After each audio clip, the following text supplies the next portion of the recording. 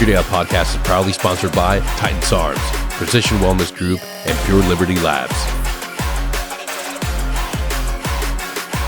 Man, you're doing great things for not only Australian service members, but for American service members, man. So, Daniel, it's an honor to have you here today, brother. Thank you for being here. Oh, thanks, Danny. And likewise, it's an honor to be invited on your podcast. I've listened to many of your shows, and I think the message you're getting out there is really important.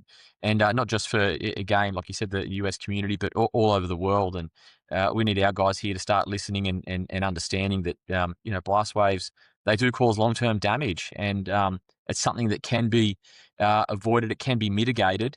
And I believe it can be done without compromise to capability. So, yeah. Yes. That's the key part right there that we need to understand. We're not trying to dial it back and not make you, guys still out there, tip of the spear, the combat infantrymen, the mortarmen. We're not trying to dial back your lethality. We're trying to enhance you so you can stay in the job longer. That's the key thing. We're going to need you guys. We're going to need everybody that's out there doing those jobs.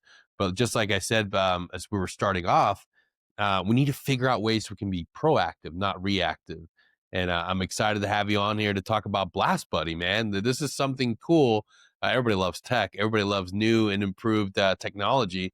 But this is something that I could have benefited and my friends could have benefited from the beginning of GWAT. But before we dive into this tech, brother, I got to dive into your story, man. Like, tell us, how did Daniel find himself in this space, man? Yeah, it's actually, I'll go back to right back at the very beginning. I actually grew up in Western Sydney in Australia, which is a lower socioeconomic area. Mum was quite young when she had me. She was 16. And my father was a heroin addict. And so I grew up in quite rough circumstances. And I just knew that, for me, I guess I could have went down two paths, either, joining a gang and being a criminal or do something else. And I just wanted to be as far away from that sort of negative lifestyle as possible. And I actually ended up living with my grandparents, who raised me until I was 17, and that was tough. They were Italian immigrants, and at the age of 17, I felt like I was a burden on the family, and I wasn't their responsibility. So I made the best decision of my life and ran away and joined the Navy when I was 17. Man, hell yeah. Yeah. And you know what? It was, I wasn't alone. A lot of the friends I met with had come from sort of, different backgrounds. And the thing I love about the military is it doesn't discriminate. You can come from a wealthy background, you can come from a poor background, but like, are you good enough to do the job? Do you have the right attitude? It doesn't care where you came from. It cares about who you are and what you're made of. And, I made some of the best friends in my life. I met my business partner in the military. It really shaped who I was as a person. And for me, it was almost like the father I never had. And Yeah. and so joining the military at 17, I ended up, I didn't know what I wanted to do, but I ended up joining and becoming an electronics technician, which is effectively a trade in the Australian military. And I was working with heavy weapon systems, so 30 mil cannons and different weapon systems, doing the maintenance and firing of those systems. And again, was exposed to blast in those roles, probably less frequently than some of the special operations guys and clearance divers, but it was a good role. But on the ship that I was on, I was actually working with Australian Navy clearance divers, which are akin to US Navy SEALs. And where the role of a clearance diver, I guess it's a jack of all trades, master of none. So we do a bit of deep sea diving, a bit of EOD, some reconnaissance, and then you can also go into a counterterrorism unit. And I was about 21 or 22 years old and applied to become a Navy clearance diver, and was successful and ended up joining the Navy clearance divers group. And again, exposed to a lot more blast, demolitions and EOD. And then within the group of clearance divers, we're a small group, about 200, a small subset, about a platoon's worth, go on to work with the Australian Special Forces as counterterrorism operators. and I joined that unit, and it was really in that unit where I saw the most damage being done, um, for our clearance divers, our special operators, and heavy weapons firers. And yeah, had worked as a breacher for a few years. Overall, I spent 13 years full time in the Australian Defence Force across these various roles. But it would have been around 2017. Started to, I guess, connect some dots about changes in behaviour that I was seeing with close friends of mine who were falling off the rails. Um, for me, the math wasn't adding up. All Mhm. my mates were getting diagnosed with PTSD. Not all of them had deployed. Not all of them had seen anything particularly traumatic, even if they had deployed. But all of us were exposed to blast. And at the time, the Australian Defence Force was, we were wearing blast gauges. We were sort of loosely aware of what was going on. But to be honest, and there was a culture of, wearing these blast gauges, we're getting these high readings. The idea was, let's put them in a box because I don't want to be pulled out of the next deployment. And Yep. yeah, and so that's sort of what we did. We trained really hard, and we're exposed to a lot of blast. And sadly, around the time that I left the military with my business partner, we had three members of my community take their lives. Within an 18-month period. Um, I lost another friend just recently. I was at a funeral just less than 2 months ago for a really great clearance diver and a mentor of mine. Again, had been exposed to blast and also played competitive football. So I have no doubt that there was underlying brain issues involved with him, taking his life, and it really had a big impact on me, and just crushed my soul and my spirit just to be at these funerals and see these guys' children and their spouses, their wives, crying over their dead husband and dead father's coffins. I knew something had to be done, and I guess as circumstance had it, my business partner and I, you can tell I'm young, youngish. I'm 37, but you know, we grew up with computers, and I think we were the first generation of guys that were coming through that had grown up with technology and weren't afraid to use the technology. Yeah. Um, and so, as they say, if you join the military and you ask too many questions, you go to special forces, and if you ask too many questions, you get out and start a business. So that's the that's the path the path that we followed. And I just really, my business partner and I became, I guess, for lack of a better word, obsessed with how we could solve this issue. I think for me, taking that step back and going, okay, there's all these disconnected bits of technology. We can measure blast waves. There's new technology coming out, machine learning algorithms. We can test the cognitive performance. There's research out there that's saying that enough blast exposure is causing neural inflammation. It's causing long-term brain damage. I'm like, hey, we just need something to pull all this together. And that was in 2018. My business partner and I applied for funding to the Australian Defence Force to build some technology that would use machine learning and leverage these sensors and cognitive data. And we put this application for funding in, and we're sort of told, hey, what's your business? And we're like, oh, we don't have a business. Like, well, you can't get funding unless you're a business. Perhaps you should leave the military, and we'll give you some funding to develop this innovation. And as Murphy's Law has it, we left the military, we applied for funding and didn't get the funding. After after joining the military at 17 and full of enthusiasm, left in my 30s, and had no job, had no funding, and but was really passionate about solving this issue. But again, I think the military trained us too well. We didn't quit, and we reevaluated where we went wrong on the application, reapplied for funding, and was successful the second time around. And we received our first injection of funding to build effectively Blast Buddy, along with a few other solutions. And that's where we got started. And so I guess sort of getting into it, what is Blast Buddy? Yeah. It's a software application that helps military commanders and planners plan deliberate exposures to blast track and monitor the cognitive performance, and then make recommendations. Um, to put it really simply, guys can get on a tablet like this. Let me bring up Blast Buddy. Get on a tablet like this. They can plan their next serial. So if they're going to be firing a heavy weapon, they can pick the weapon system, the ammunition nature, who's firing in the weapon, the position they're in. So 3 or 4 variables we'll put into the system. The system will then predict what we think they're going to be exposed to. They can then conduct the activity wearing a blast sensor. We'll then get a real read on what they're exposed to. And then with regular cognitive testing, we can track their performance changes over time. We're also integrated with some really exciting and new novel biomarkers that can measure inflammation on the brain. But again, I think we've got to be completely honest here.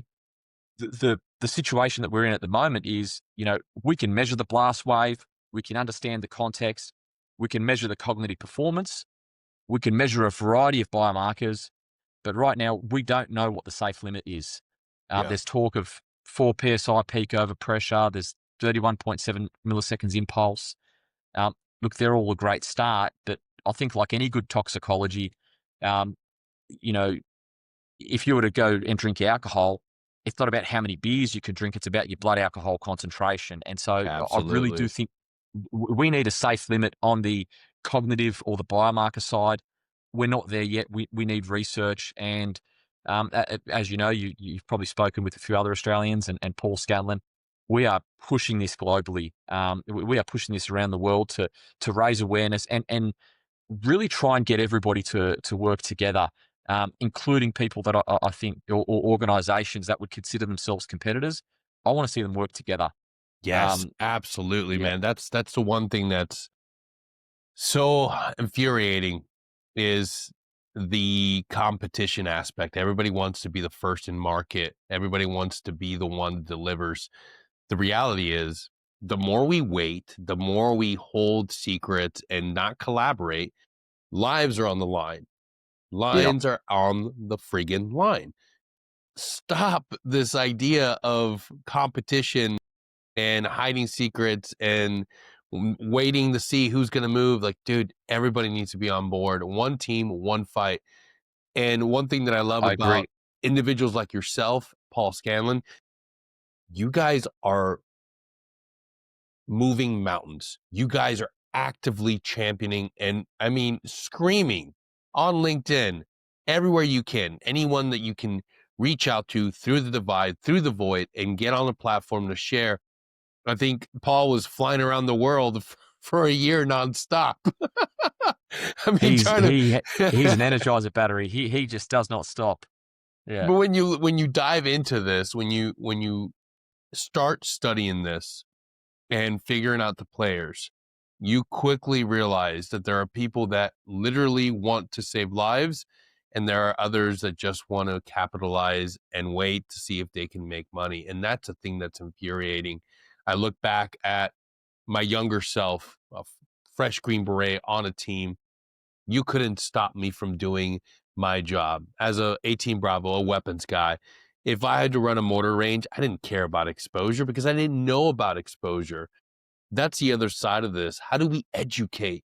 How do we empower the guys that are out there doing the jobs and gals and let them know, like, hey, it's in your manuals. Like, read, be in charge, understand that this, your gut, everything's tied together. And this blast exposure is something that will impact you long after your career. I 100%. And I think sometimes, these issues don't manifest for many years. You might discharge feeling okay. I left the military 5 years ago, and I find I'm feeling some little impacts now, and the headaches and the forgetfulness. It didn't happen straight away, and this is a story with a lot of people. And I think you're definitely right about the messaging and raising awareness. And so we've really, as an organisation. Not that I don't care whether people use our software or not, but I care about whether people are educated and doing the right thing. And, even now, I'd love to share a few things with you that Yes, please, please, organizations please. and planners can do right now for zero cost that is 100% going to have an impact on saving people's brains. And And I think the messaging, it's also not all doom and gloom. This episode is brought to you by Titan SARMS. Head on over to titansarms.com and buy a stack today. Use my code CDenny10 to get your first stack. I recommend the Lean Stack too. Start living your best life. Titan SARMS. No junk, no bullshit, just results. This is one of the issues I think that we've had with some of the larger organizations. When you're going there and telling them that they've got a really scary problem and a solution, they just hear problem, it's risk, it's we're liable. They don't want to hear that. Yep. And so over the years and learning to talk about this is how we present blast exposure. If blast exposure, it's like going in the sun, right? Not everybody who goes in the sun gets burned. Not everybody who goes in the sun gets cancer, right? But if you are susceptible to skin cancer and you go into the sun for excessive periods without protection, you are going to, drastically increase your risk of getting some form of long-term damage, right? But there are things out there. You can work in the shade. You can use sunscreen. You don't have to go out 5 days in a row and suntan, right? Same as going to the gym. You would not train heavy legs 5 days in a row, but yet that's what we see the military do. I remember our training blocks, we would do a week of diving, a week of parachuting, and then a week of explosive breaching. Yes. I'll tell you what you can do as a planner, you could book a range every Monday and breach once a week. And that rest period between breaching and not doing it on back-to-back days, you are going to save people's brains and have zero impact on capability, because in a month's time, you're still getting your 4 to 5 days of training. And that's the messaging. That's the messaging we need to put out there. I am so glad you brought that up. It's train smarter. The concept's out there. We already understand how to better manage people and training schedules, but that messaging isn't there. It's not tweaked to, it's like you have control over this, and it's going to be more beneficial, and it actually enhances training when you're able to Yep. better manage it. That's the one thing that nobody's talking about. And you're right. It's a scary problem set. There are people advocating and showing the worst situations, the worst problem sets, issues that are scary. It's your brain. You only have one. You can't swap it out. But the reality is, if we get officers, senior NCOs to understand that they can impact this literally by writing out a better training schedule. We hit the range on this day, give our guys enough of a rest period, and learn the indicators that there's something wrong. That's the other thing. Yeah. Oh, certainly. Anyone who's done breaching or fired a heavy weapon, at the end of the week when you get headaches and you think, oh man, my helmet's really heavy, it must be the helmet. It's not the helmet. It's not the helmet. Yes. Yeah. So, yeah. But again, I think, from experience, and a lot of guys probably feel the same. Firing weapons for a day, you feel it, but it's the back-to-back cumulative load. And then week after week, year after year, it adds up. And, I just think we've got to do better, protect our brothers. It's something that,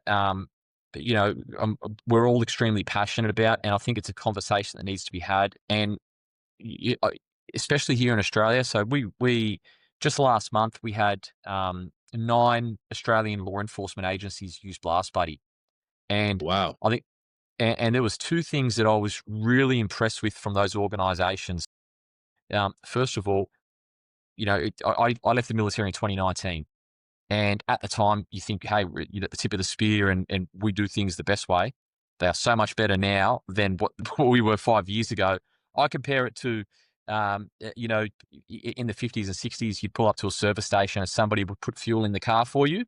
Compare that to an F1 pit stop. These guys, these operators were slick. They were fast. They were incredible and super knowledgeable, right? And so, and even some of the tactics had changed. I'm not going to get into the tactics, but the way that they were, placing the charge and the cover man and the positioning and the speed at which they could breach was just absolutely incredible. But also this understanding of, hey, it's training. Let's go fast, pause, step back, breach, reset, and then go. Still getting the same training value. You don't need to be right on top, on the front of the blast wave. Yeah. Because I know that we had a culture when I was serving. and I'm not saying it's a bad culture, but was this really tactical aggressiveness. If the safe distance for a breach was 4.5 meters, you put the charge on the door, you take 2 steps back and bang, and your bell's getting Yep. rung and you're running in there gung ho. Ride the It's breach, yeah, riding it in. yeah, Yeah. exactly. Yep. Yeah. So It's everybody that I know that served in special operations has a story of, you know, using way too much demo and having yeah, that concussive experience. Uh, and we tend to rationalize it. Well, it was in combat. Like when you eat a couple blocks of C4 to get out of a compound, that's yeah, you won't you if you can remember most of it, you're lucky. Um, but then lessons learned. You have to understand, like you have to be aware of the effects that you're having in that period in time. Be like, wow, maybe this isn't a positive effect. Maybe when I go back and train up, I'll remember this. But we those lessons quickly thrown right out, and we go right back to doing the same thing we've always done, just pushing yeah. that It's envelope. old habits die hard, and I think it's really hard to change a culture in any organization. But look, I think we're getting there slowly, and you know, again, we all joined the military, willing to fight and die for our country, but you don't need to unnecessarily damage yourself during training. And especially, I think, the numbers for suicide in defence are just startling. We lost a significantly larger number of people to suicide in the Australian Defence Force than we did during the 20-year, war on terror. Um, that's Same that here. should not happen. Every single one of those deaths are preventable. That's somebody's son, somebody's daughter, somebody's husband and wife. And when you know these people personally, it gives you a drive to not stop. And um, you know, as far as I'm concerned, if the best thing we can do is raise awareness and change the behaviours, that's good enough. Even better, if we can really work at the tip of the spear and then use technology to make sure that we're not overexposing people. Um, that's the key. And I think one of the things that's been missing, and I've listened to a few of your podcasts, but that this disconnect between the academic researchers and the operators. Yes, Um, and if you give the researchers freedom to develop a solution, they'll come up with a giant blast bubble that you sit under. You'll breach the door, and then all of a sudden, hey, we're stuck inside the bubble. We can't. It's just not tactically effective, right? um, and and so yeah, when you're looking at a solution, I think for the way my brain works, okay, it doesn't need to be perfect. Near enough can be good enough. It has to be something that doesn't put an imposition on the end user. And so, um, is this a tool that they can use? Does the tool add to their workload or improve their workload? Does it give them less work to do? And so, our philosophy the entire time is let's make something. We've all got mates in the unit that necessarily aren't the most technologically savvy. So if absolutely. the lowest yeah, if the lowest common denominator can get on a device and go 1, 2, 3, oh, I probably shouldn't do the next serial. That's what we want. Um, diving in a little bit deeper and I'm happy to sort of share how our technology works. Yeah, yeah, Um, please do, because please. I think it's going to drive competition and get more people looking at this space. But one of the big issues that we see at the moment, right? There's all these sensor companies, and the sensor companies can measure the blast. And then there's been studies that will measure the blast on aggregate, and then they'll measure the cognitive performance on aggregate. But it's really hard to do anything with that information because um, what were they exposed to? Were they firing a heavy weapon? What weapon system? What ammunition? Were they breaching? What was the size of the charge? How far away? Like, where's the context? And Exactly. it's one thing to do dose response modeling, but if you can't even model context to the dose, right?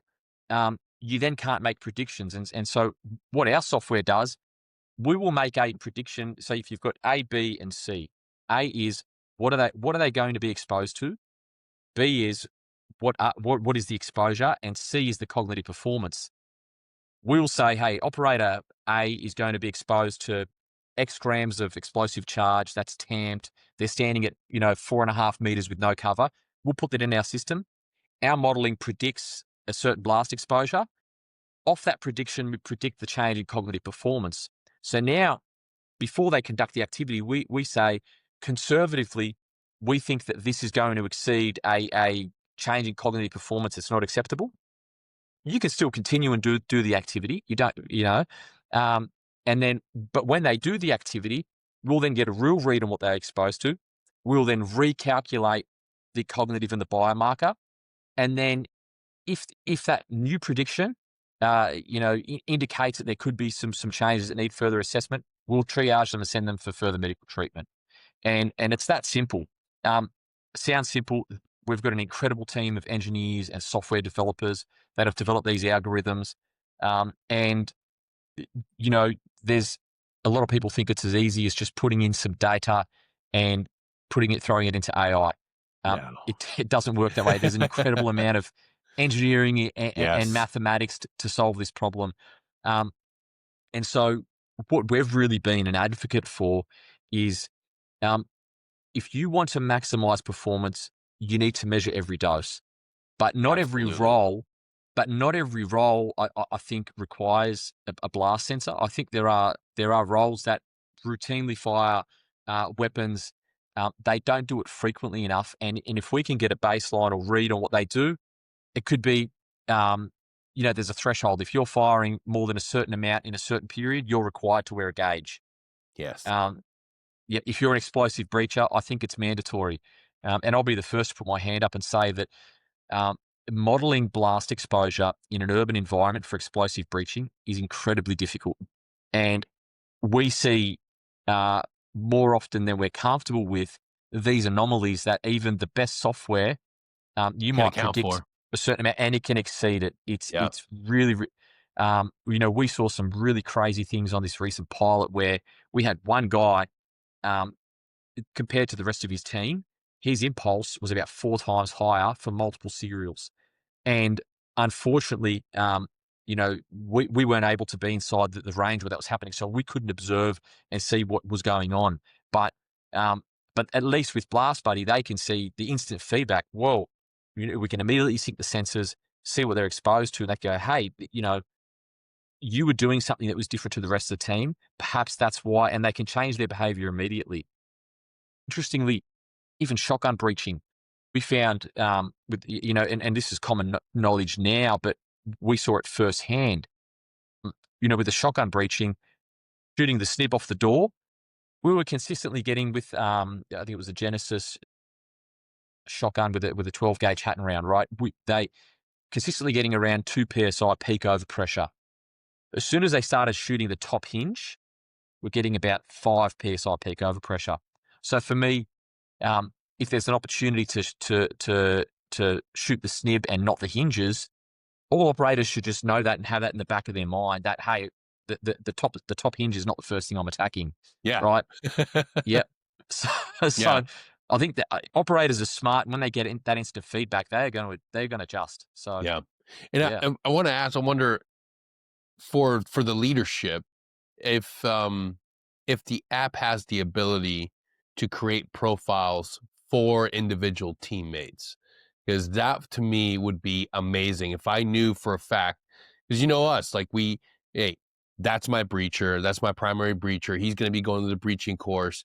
If I could have real-time access to data that shows me that my 2 breachers on the team are red, they've been exposed the last 2 months, like I need to take care of my dudes. That would be, that type of feedback with like on the spot measurements would be insanely valuable. That's exactly what it does, with and without a sensor. So, if we put in the context of, hey, this is what he's going to be exposed to, it'll give a red, yellow, green indication of what they have been exposed to, but also a warning of what they will be exposed to. And then again, with the sensors, we find it, you can really push that capability, because in lieu of a sensor, we have to assume worst case scenario. With a Yeah. sensor, often we can find, hey, it's not worst case scenario every time, so we can keep pushing. Yeah. Yeah. There you go. That And sold. yeah. And again, look, we've got really, really good partners we work with, and this isn't just our Blast Buddy platform.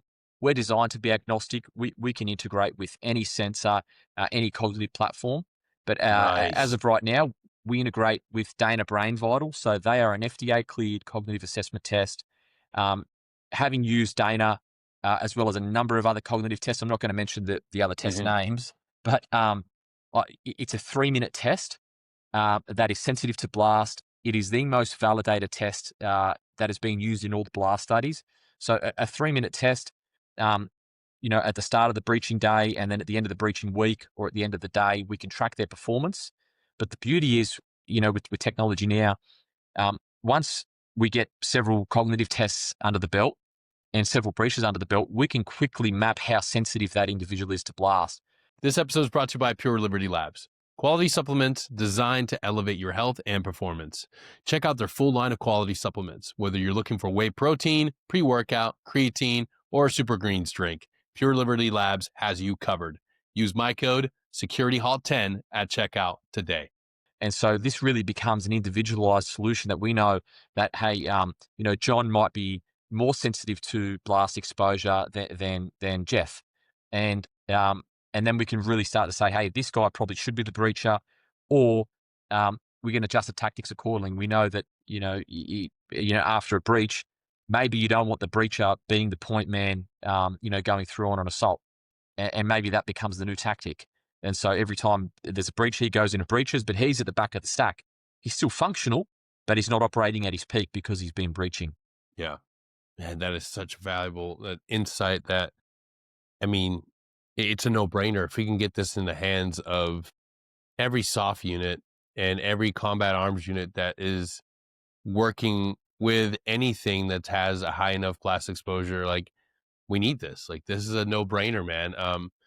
You've already tested this out. How's it worked with, I mean, you've used it with New Zealand. How has it been received? That's the other thing. Like, how are the guys on Yeah. the ground receiving it?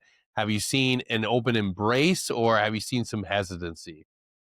No, look, there's seen, so before they use the software, there's always hesitancy. Yeah. They think it's going to create more work. But when they use the software, Yeah. when they use the software, they actually realize, hey, um, because every country does things differently. But in Australia, we have a paper-based blast log. There's a range record. You write stuff on a whiteboard. You're putting that same bit of information across several different logs and paperwork. You could put it into the system once, put it on an overhead projector, and that's your mission brief, right? So when they realize that this is so much easier, it also provides a level of system assurance that these calculations don't get it wrong under fatigue. If you're under fatigue and Mm, you're looking at a blast table or working out your safe stacking distance, people make mistakes, right? Um, but the overall feedback was that it's really easy to use. It actually reduces my workload as a supervisor, because as a supervisor, I can now put in the metrics of, I know that I'm breaching a double brick wall. I know what charge I need, to penetrate that target. um, It'll recommend the safe stacking distance. And the beauty of what our system, that we do have a fairly open system where organizations can actually set their own safety thresholds, and they can input their own formulas for the safe stacking distances, because every country does things slightly differently. yeah. Now, we found the stacking distance for the law enforcement was different to what the military was using.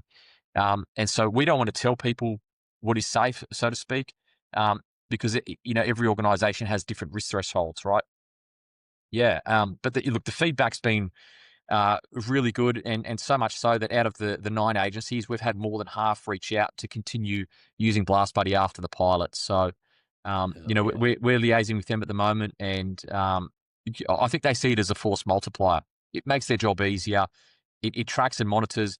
They're getting real time feedback that they can adjust tactics during training and in operations. So, um, at the end of the day, I don't think a solution like this is possible unless it's being designed, by operators. Like my business partner and I, we both serve. We've both been exposed to blast. I've got the strangest company, by the way. My company, I have the nerdiest nerds that play World of Warcraft and Dungeons and Dragons, and then these veterans who, do mixed martial arts and Brazilian Jiu-Jitsu and are absolute killers. And then watching them interact, it's just from a people watching perspective, is very entertaining. But it It's works. It works. it We've got, does. yeah. Yeah. We've got some, yeah, smart engineers that, and veterans, that aren't afraid to say to the engineers, they don't care if they hurt their feelings. They're like, hey, this sucks. This just doesn't work. Go and fix it. This is horrible. This is dog shit. You need that. That's the only way we're gonna develop something that works is by having the real feedback from people that are in the careers. It Yeah. doesn't work. I remember seeing sensors, but that was it, just a sensor. You didn't have anything that actually gave you the data. You didn't have anything that gave you feedback. There was always somebody um, giving out a sensor, telling you to wear it, and then nothing came of it. Nothing. No information, no sharing of what it was for. And then ultimately, you didn't find out what it was, what was going on. It was just to collect data, do further research, but not to empower you to let you know, hey, we're measuring this. Here's how you can get some feedback on it. Nothing. That was the early parts of the GWAT. And this is the first time I've heard of anybody that's giving the operator, giving the guy on the line a sensor with the feedback, with the information they need. It's one thing to wear it and gather the metrics, but what are you going to do with What? that? Empower Yeah. them. Be willing to say, e- here's a tablet. Here's how you get the feedbacks. You can do better risk assessments. You can do better planning, and you can keep your guys on the job longer. It's not about making you less lethal. It's about making you more lethal. Nothing's better than keeping the guy that's been doing this job for, 15 years all the way through to his full military career, to that full 20 years. So he can continue impacting and leading the next generation of warfighters. That's a no-brainer to me. But what I'm seeing currently is like we need this on the line like yesterday. Where are you guys at in fielding it and getting it accepted outside of Australia? Yeah, so I was recently in the US the past 2 weeks, and I met with several US DOW stakeholders from Burco, from the University of Uniformed Services. We met with the world's leading researchers. So that was Dr. Michael Roy, Dr. Walter Carr, and Dr. David Kaiser. We demonstrated Blast Buddy to them.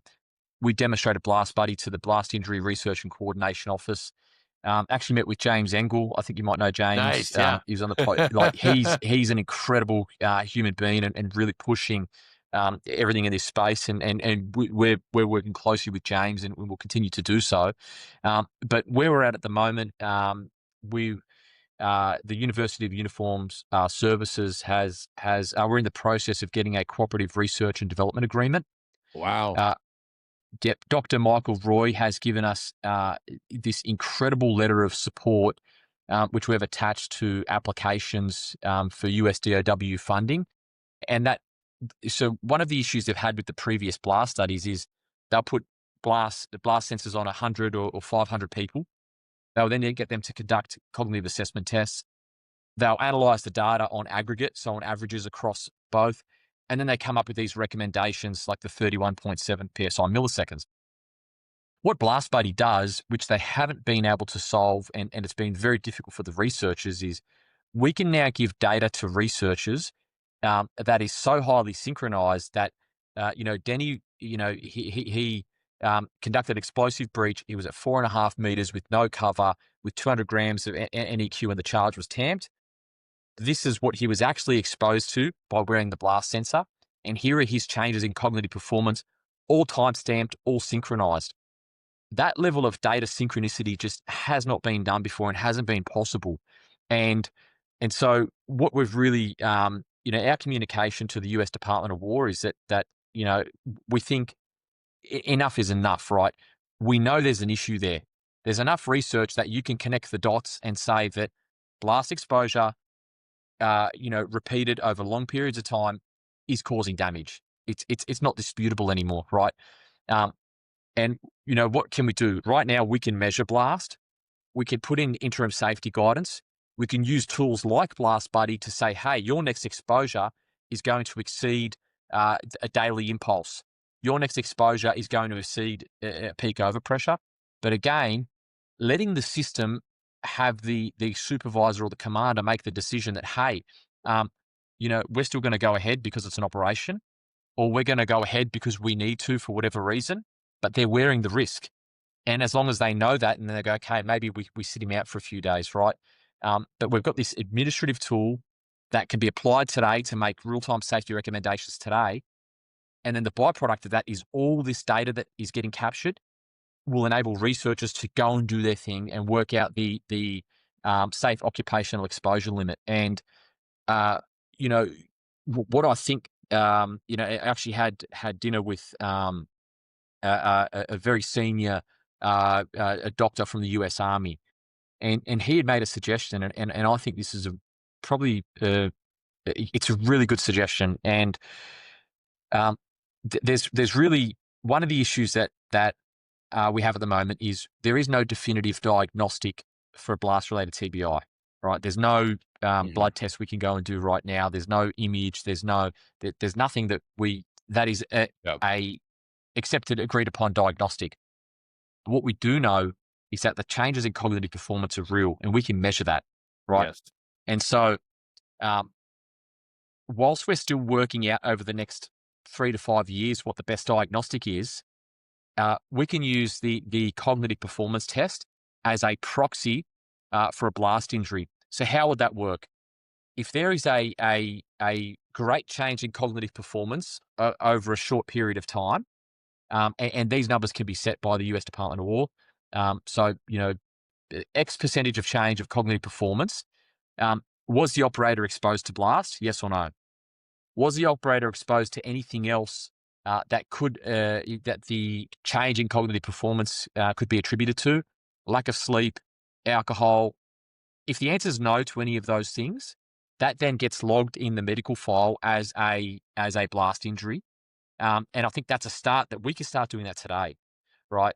Um, and then also the other issue is um, in lieu of that diagnostic, if we start capturing data today with all the relevant context, what they were doing, what they were exposed to, the change in cognitive performance, in the future, when we do find out what the diagnostic is and the safe threshold is, we can go back to that data that we're capturing and for every single person go, hey, this guy actually has exceeded what we think is safe.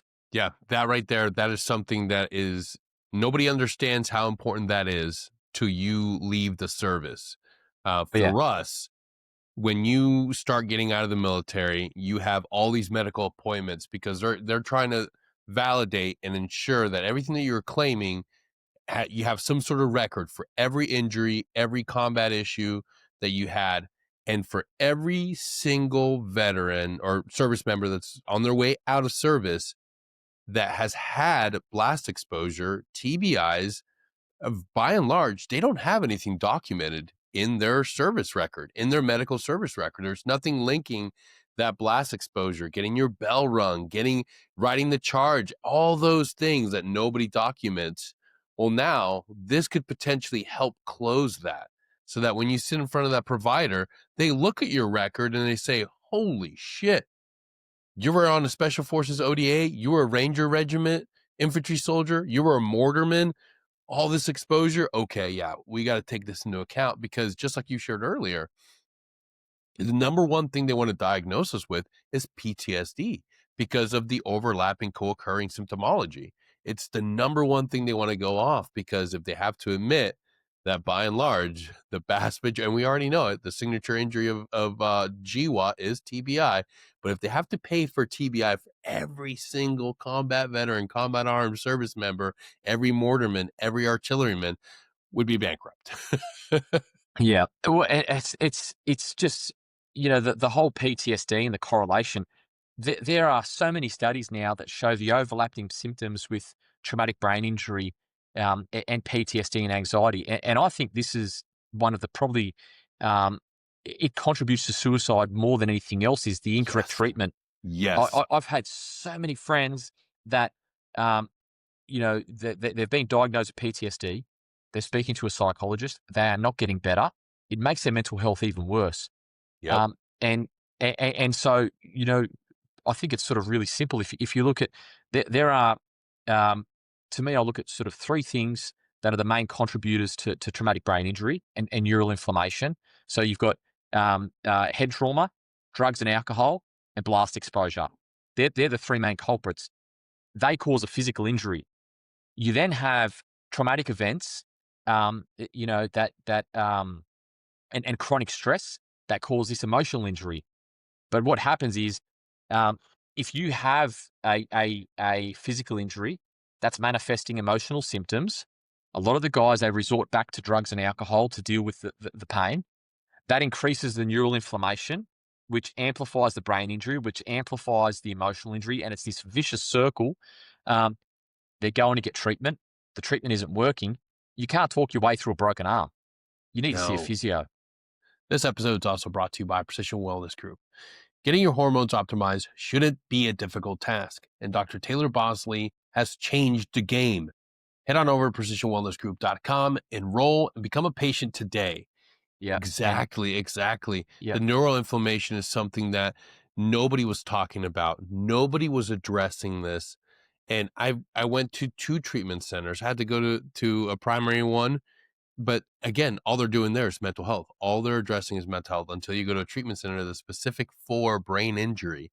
And again, nobody's talking about neuroinflammation until I found Dr. Mark Gordon. I was the only he's great, person. isn't he? I Yeah, mean, and shameless plug right here. Link yeah, for it will be in the description.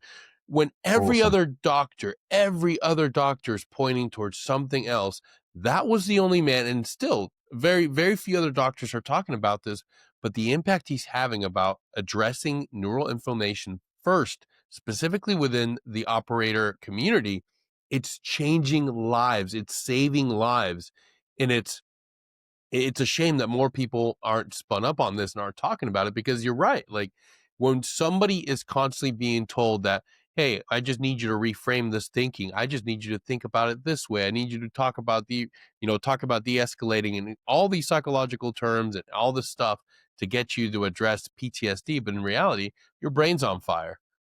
You, Yeah. Oh, yeah, exactly. And again, the treatment could look very different. Creatine, fish oil, turmeric, yes.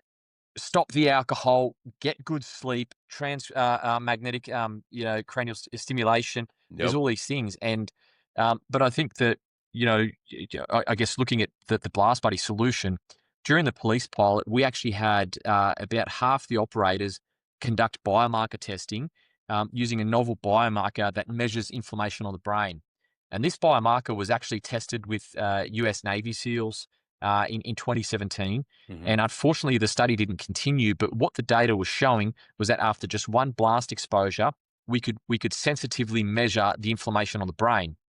But the good news was that we could see that 90% of people would return to baseline after a 3-week period, right? And so we do know that there is a recovery, but I guess what the hypothesis is that if the brain gets inflamed enough, it starts to run away and causes interface astroglial scarring. It causes all these other medical issues. But the very first thing you can measure, that the most upstream effect, is that inflammation, and I think that's key to really setting the safe biomarker limit. I'm, again, until it's like all good science, you have a hypothesis, and until we're going to try and prove it wrong, and if we can't, then it Yeah. works. And Daniel, I gotta imagine that you guys are still busy working on this app. What's version 2 gonna look like? What are some things that you're leaning into the future to try to enhance the capability of your app? Yeah, so what we're looking to do is actually expand this just beyond on Blast. So we do have a suite of applications. We've got Dive Buddy and Jump Buddy that help Oh, manage no diving way. and jumping. I And was gonna and ask about that. Oh, man. Yeah, and I've actually just linked in with Adam from Prevent Biometrics, and we know that the DoW is using the mouthguard sensors for the impact. So we're going to take the same algorithms and framework where we look at guys doing parachute jumping, measure the impact of the opening, because the T11, when that opens, that's a shock. When you hit the ground, it's a shock. And let's correlate that to changes in cognitive performance. And if we could start to combine that all together, so now we have head impacts as well as blast over pressure and the changes. I think we're going to have a really powerful tool to save brains. Yes, absolutely. It makes sense. Yeah, being able to measure all that within one suite, and now you got my mind racing with ideas of Yeah, of being able to be in my workstation and click on my team in my Blast Buddy app and have everybody's profile show up and see where they're at from previous yeah. jumps, previous blasts, historics. Um, that sort of control at the team level is needed to understand. It makes better leaders. It makes better operators, and it gives us ownership of our health. That's the one thing that no one's talking about. Give the operator ownership of this and let them know, because once you can take ownership and you demystify it. When you say, "Hey, you've got brain injury, you got issues with your brain," you make somebody feel hopeless, like they can't overcome it. I know I certainly did. When I got that definitive diagnosis and looking at my cognitive decline, I thought I was gonna be, you know, dealing with this problem forever. I didn't think there was gonna be a way back. But if somebody would have been there to show me on an app, like, hey, you've had a lot of exposure, we're gonna take some time off. You can monitor it. You can go do X, Y, and Z and take this nutritional supplement. And, within a couple of months, we'll be able to check back again. I would have felt way better about that. And that's where we need to be. We need to empower the individuals that are doing the job. Let them know that, hey, we want you to be lethal. We want you to be at the front line, be ready to do this job. We know you worked hard to get here, but here's this app that's going to help you better manage the blast, better manage your jumps, and then watch them be better advocates for themselves and each other. Like it's we equate it as being professional athletes when it comes to our special operations soldiers. What do professional athletes all have? They have professional tools to do their job for recovery. This is no different. I think that we need to rally around this and be able to push for more ingenuity. And yeah, give Daniel and his team a little bit more funding so they can deliver this. No, thank you. No, I appreciate it. And I agree 100%. And I think if you look at the cost of having to support someone after they're injured, it's far higher than the cost of being proactive, looking at the recovery if they do get an injury. And so really it's just about, do you want a really big cost later on? Are you going to kick the Yes. can down the road, or are you going to deal with it now? And but I think I would like to say one thing in terms of bringing this, solution together and working. I I think we do need to see more collaboration between all the companies and particularly the sensor companies. And I'm going to call them out now. Please They do. know who they are. Yeah, yeah. They know who they are. Look, we work with B3 and they've been a great partner of ours. We're also happy to work with all the other sensor companies as well. Technology is technology. What I think, what I think they should be doing, and I'm going to propose this here because I do hope they listen. Um, the next contract that any of you sensor companies bid for with Department of War or any other military, I would like to see a collaborative agreement between all the sensor companies where they all bid and they all offer to resell each other's sensors. There is not one sensor that is suitable for every single role. And so when an organization says we are blanket going with this one sensor, they're doing a disservice to their service people because not every sensor is suitable for every role. And also by not working together as a company, as an organization, you're not suiting your customer the best. And so, for example, let's just say if it was MedEng or B3 or AMAD, they win the prime on the contract. Everybody can still make money if they're selling the other company's sensors. They just sell it to them at the wholesale price as any other reseller. If they all work together like that, we would have all the right sensors in all the right places, and everybody would be working together to solve this issue. And I can't see a reason not to. And I genuinely think by doing that, we'll solve the problem quicker. And if you're solving the problem quicker, um, it's better for all, obviously it's better for the veterans, but from the companies that these big companies that have shareholders and they're publicly listed and they've got to make a profit. Well, I think you're going to achieve that far sooner by working together than trying to cut each other's legs out. Absolutely. Well said, Daniel. Absolutely. It's about saving lives. It's about coming together because, look, as much as I wish that warfare would advance to the point where we wouldn't have to put men and women on the line, it's not here. We're not there.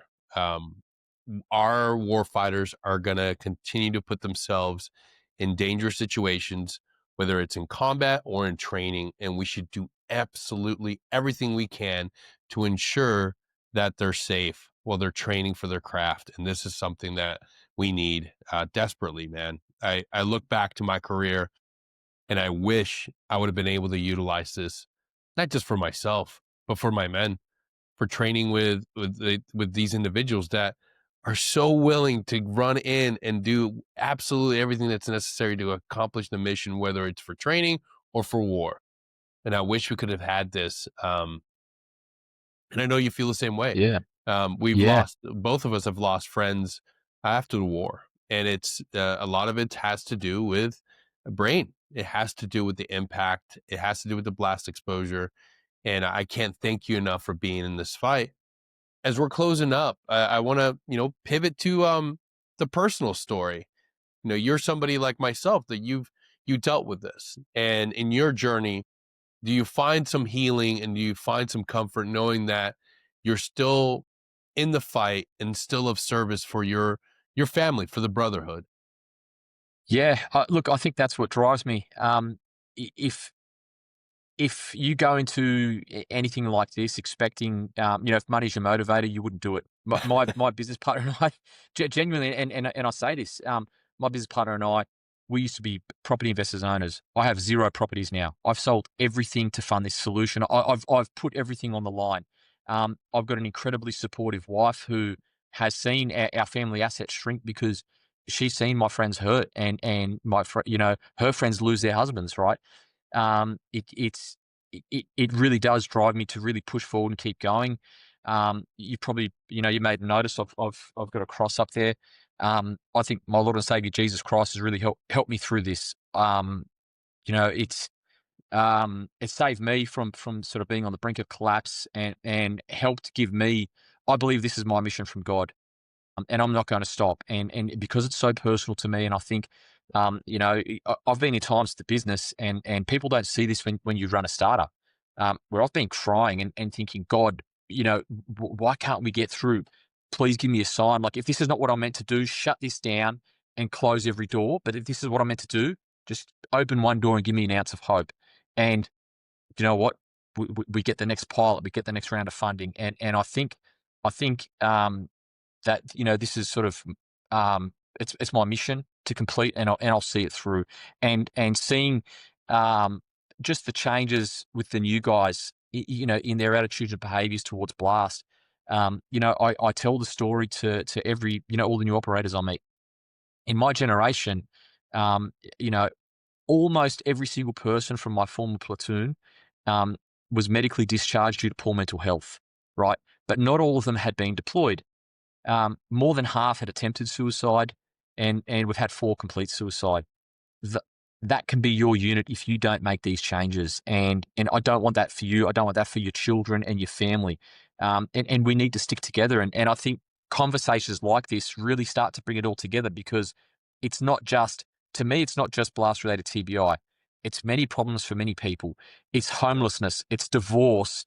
It's drug addiction, it's alcoholism. It's all these things that can be solved by addressing the root cause. Um, the numbers are startling. Over 500,000 diagnosed TBIs just in the U.S. Department of War alone in the last 20 years. That is huge, and that's what's being diagnosed. What about the undiagnosed, Yeah. right? And I, I'm convinced that the vast majority of the mental health issues amongst our veterans are from blast exposure and toxics. Yeah. That's and they are very solvable problems. So I think we're going to make a huge difference, and we're going to change the world. We really are. Absolutely. I truly believe that, brother. And I am so incredibly grateful that you were able to make time for this discussion today. It is my absolute passion advocating for our service members, active and our veterans. They Nobody deserves to be in this fight alone without hope. And even though this app isn't going to help me in the moment or help our veterans. It's helping our active duty service members. It's helping our guys and gals who are still in the fight. And it gives us hope that we are moving towards the right direction. And I just, gosh, man, I wish that more people could realize just how much hope you're giving individuals with the work that you're doing, man. It's incredible. We need to rally around you. We need to support you. And like you were talking about earlier, collaborate. That's the most important thing. Collaborate in this endeavor. Be willing to reach across and say, fuck profits. Let's save Yeah. lives. Yeah, Yeah. dude. No, I agree 100%. Yeah. Just yeah, I cannot wait to see you when you get back to the States, because if you're going to be coming back and hitting any lectures, hitting any presentations, you give me a heads up, and I will move mountains to try to get there, because you're somebody that needs to be elevated. You and what your partners are doing is really important. If we want to connect with you, if we want to learn more, where can we go? The best place would be LinkedIn. We do have an Instagram and Twitter. So Blast Buddy, on LinkedIn, search Blast Buddy, you'll find us. And also myself personally, I put a lot of things out from my personal page, not just the company cat page, because I think for me, it really is the personal story. Yes. The company, the product, the branding's one thing, but I think I just don't think that's the right message. It's really got to be, hey, I've lived it. I'm developing a solution. I care. Companies don't care. That's the reality. That they care about profits, and a big part of us is really, we've kept it small, we've bootstrapped, but yeah, just LinkedIn's probably where all our posts are. We've got the website, but also on X and on Instagram. There you go, guys. Do me a favor, hit pause. You know the spiel. It's almost over anyways. Go to the episode description, click those links. Then Daniel, friend request on LinkedIn, connect. Hey, if you got some money to invest, reach out. We're always looking, Yep. always need to connect people with some philanthropic duties to fulfill. I got a guy right here for you. Daniel, thank you so much for being here. More importantly, thank you for being in the fight. Thank you for not giving up and for picking this up as your mission. Uh, there's nobody better suited for this than you, and you are crushing it, man. Thank you, thank you, thank you. And to everybody listening, thank you for being here, and stay in the fight and take care of each other. Until next time, take care. Security Halt Podcast is proudly sponsored by Titan SARMS. Head to the episode description and check out Titan SARMS today.